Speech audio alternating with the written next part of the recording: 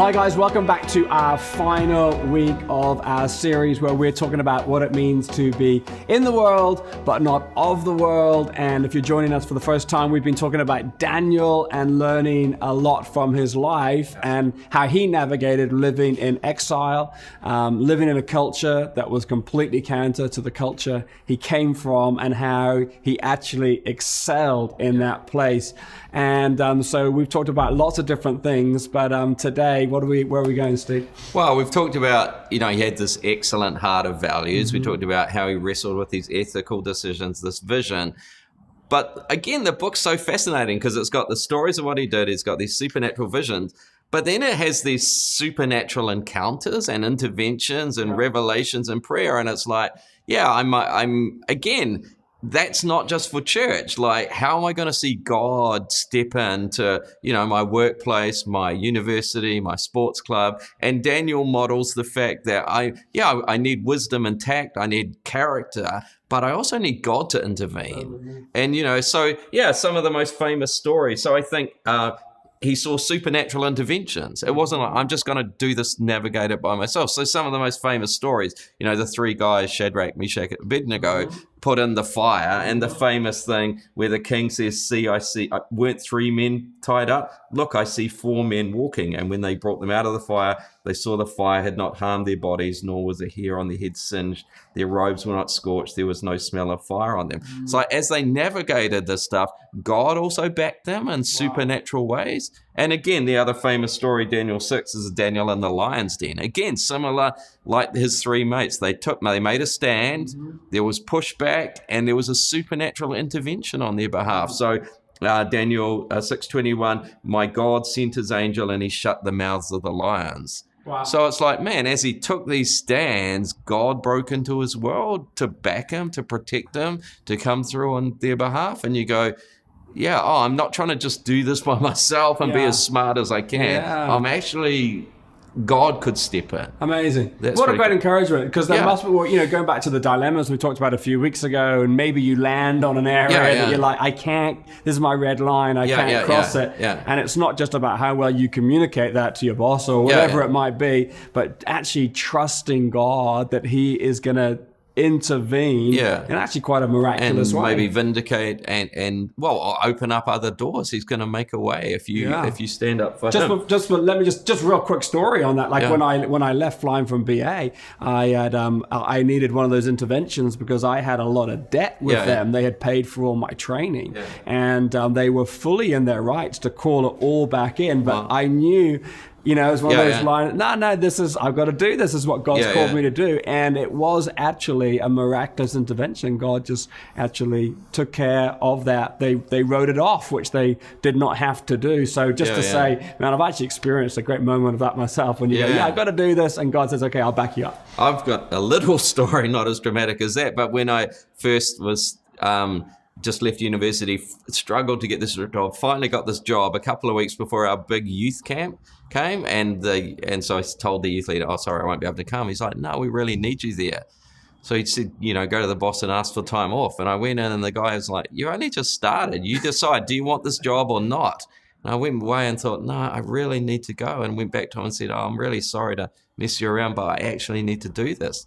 And he's like, oh, okay, we'll make it work. Wow. But it was like, those line in the sand, and God steps in. So I think that's important. Amazing. I think the other thing, not just God intervening, but Daniel got this supernatural revelation. Again, there's a famous story in Daniel 5 where there's this party going on, and suddenly this finger appears on a wall and writes words, and Daniel interprets them. And, the king says this about Daniel: I have heard that the spirit of the gods is in you and that you have insight, intelligence, and outstanding wisdom. Here's a clever guy. He was a guy of integrity, but he had an X factor where he would get downloads from God. And again, I love that thought. God is not just interested in church services and hymns and songs. He's like, he can give people a download on a business strategy, on an architectural design, on an engineering plan, on a diagnosis, and it's like of a patient. And it's like, man, I want to go into this world, but I want God with me. And I want this divine X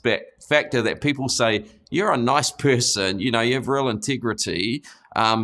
But there's this other factor going on. that you bring in. and we learn to listen to you. Hey, I just have a hunch we should go with this deal. Yeah. I have a bad feeling about this deal. I don't think we should do it. Absolutely. And wouldn't that be awesome to be in the world, but not of the world, where people go, I don't know what it is about you, but I've learned that we should listen when you say something. So I think that's, and other people like Joseph in the Bible did that. Dream, good manager, but dreams. It's like God actually wants us and doesn't want us to be Christians on Sunday and then go and just be nice people. It's like, no, I want that supernatural wherever you go. Yeah.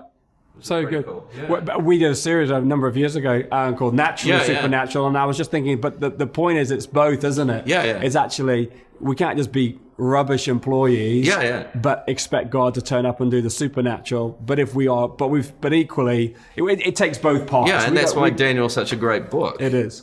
Excellence, integrity, excellent spirit, but then supernatural downloads. Supernatural downloads. And again, we segue into that naturally supernatural, but again, just prophetic words. They don't have to be thus say the Lord. It's just like, hey, I just want to encourage you. Yes. I see. And it's like, I can be bringing God in to my environment. Absolutely. Word of wisdom. Word of knowledge. You don't need to say thus says the Lord, but I just have a real feeling that this is the right way to go, and trusting God, Yeah, so I mean, that's a pretty exciting way to do life. Absolutely. And I think, so we talked about there was supernatural interventions, there was supernatural revelation, but I mean, you talked about that thing. Daniel was also known as a man of prayer. In fact, he refused to not to pray. But there's this famous kind of really odd, mind-blowing story in Daniel 10 where, with the point where we actually get that Daniel fast from, the idea of it, that for 3 weeks he didn't eat, he didn't, he's just seeking God. And then he has this angel appears to him and just,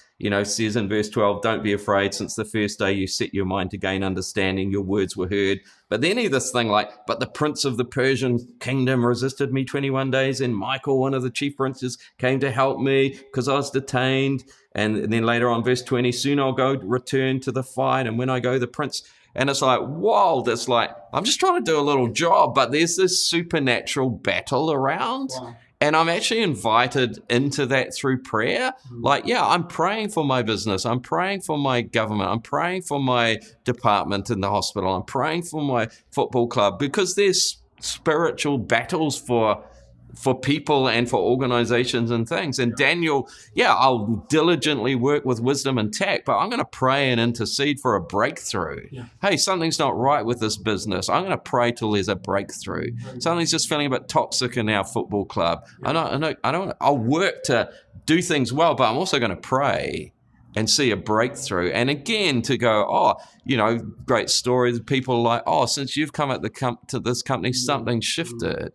And like, I walk around and pray for this place. That's so good. Yeah, because we change environments, we change atmospheres through our prayer. I was just also thinking there's often when we go to a workplace or we go to whatever it is in life, we often think about what our place is within that. Yeah. But actually what prayer does God will let you know what's happening in other people's lives. And it's like we don't, prayer, I think, makes you more aware of what's going on in other people. It's not just about me succeeding, but it's actually you become sensitive to the needs of those people around you.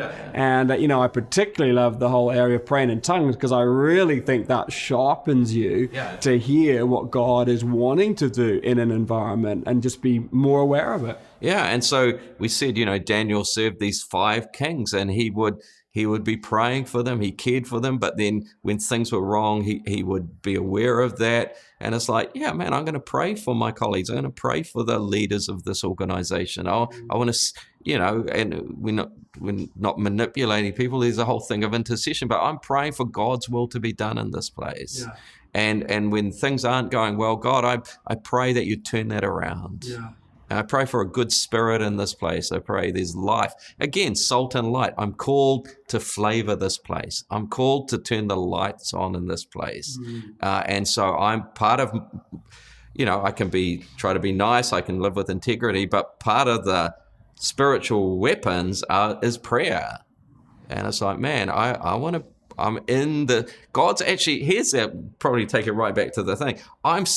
You can be sent as a missionary to India or Ghana, but you can be sent as an employee into this company, into this hospital ward, into this unit. I'm there on mission. Yes. And part of my mission is, my words, my character, part of my mission is intercessory prayer for this place. Wow, so imagine how that might change our world. Radically change. A whole lot of Christians, Monday morning, I'm going on mission. Yeah.